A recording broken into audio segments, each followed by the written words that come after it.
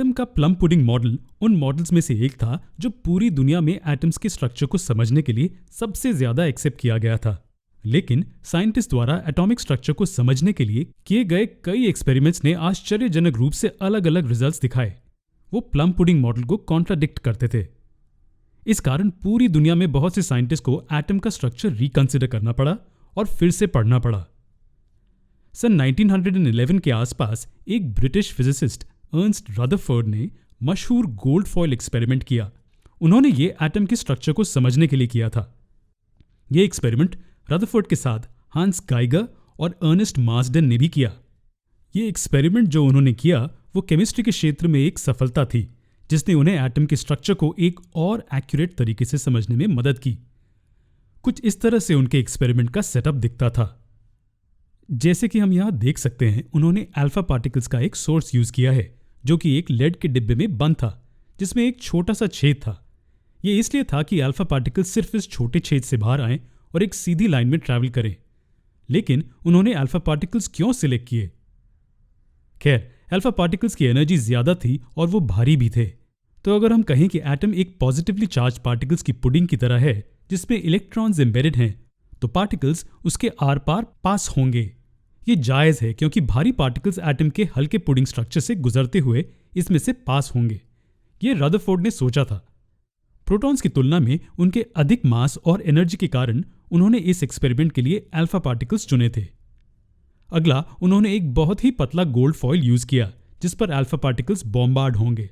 उन्होंने gold foil क्यों चुना? खैर, एक बहुत ही पतले गोल्ड फॉइल में लगभग 1000 एटम्स होते हैं। एटम्स जितने कम होंगे, एक्सपेरिमेंट उतना ही आसान होगा। अंत में, क्या हम इस सर्कुलर बैंड को देख सकते हैं जिसमें यहां एक गैप है? ये क्या हो सकता है? खैर, ये एक स्क्रीन है, एक फ्लोरेसेंट स्क्रीन जो हमें रेडिएशन डिटेक्ट करने में मदद करेगी। इसका मतलब स्क्रीन चमकेगी या फ्लोरेसेंट लाइट देगी जब भी अल्फा पार्टिकल्स इसे हिट करेंगे। तो इस तरह से अल्फा पार्टिकल्स के ट्रैक को ट्रेस किया जा सकता है। अब हम तैयार हैं ये जानने के लिए कि एक्सपेरिमेंट काम कैसे करता है। अल्फा पार्टिकल्स बॉक्स में मौजूद एलिमेंट से निकल रहे थे। ये गोल्ड फॉइल को सीधे हिट कर रहे थे। अब यहां क्या होना चाहिए? जैसे कि हम जानते हैं कि थॉमसन का मॉडल सुझाता है कि एटम एक पॉजिटिव चार्ज का स्फीयर है जिसके अंदर नेगेटिव इलेक्ट्रॉन्स एम्बेडेड हैं। इसका मतलब कि अल्फा पार्टिकल्स सीधा एटम से पास होते हुए डिटेक्टर को हिट करेंगे। और ऐसा क्यों? क्योंकि अल्फा पार्टिकल्स का मास पॉजिटिव चार्जेस के मास से ज्यादा है। इसका मतलब कि ये सीधे एटम को हिट करके उससे होते हुए आगे बढ़ जाने चाहिए। इस केस में सिर्फ छोटे से डिविएशन की ही उम्मीद होगी। लेकिन क्या उन्होंने ये ऑब्जर्व किया? नहीं, ऐसा नहीं है। वो रिजल्ट्स देखकर हैरान रह गए। उन्हें क्या रिजल्ट्स मिले? उन्होंने देखा कि ज्यादातर तेज बढ़ने वाले अल्फा पार्टिकल्स सीधे फॉइल से पास होते हुए डिटेक्टर को हिट करते हैं, लेकिन कुछ पार्टिकल्स छोटे एंगल से डिफ्लेक्ट हो गए थे।